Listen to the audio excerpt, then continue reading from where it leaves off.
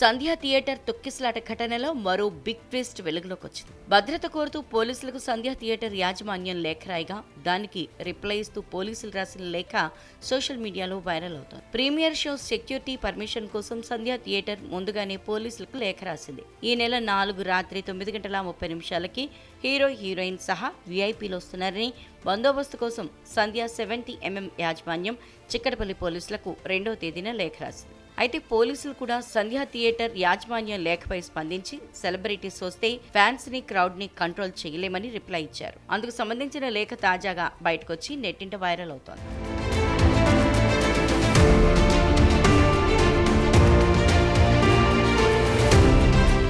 సంధ్య 70mmకి ప్రత్యేకంగా ఎలాంటి entry exit లేవని, అలాగే సంధ్య 70mm, సంధ్య 35mm రెండు ఒకే కాంపౌండ్ లో ఉన్నాయని పోలీసులు లేఖలో పేర్కొన్నారు.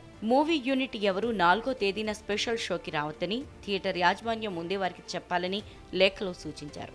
అయినప్పటికీ వారు వచ్చారని, ఆయన రావడమే కాకుండా అనుమతి లేకుండా ర్యాలీ చేపట్టారని పోలీసులు తాజాగా తెలిపారు. ఇక అల్లు అర్జున్ ని చూసిన అభిమానులు, ప్రేక్షకులు ఒకసారిగా థియేటర్లకు దూసుకెళ్లారని పోలీసులు చెప్పారు. దీంతో తొక్కిసలాట జరిగి ఓ మహిళ మృతి చెందినట్లు పోలీసులు వెల్లడించారు.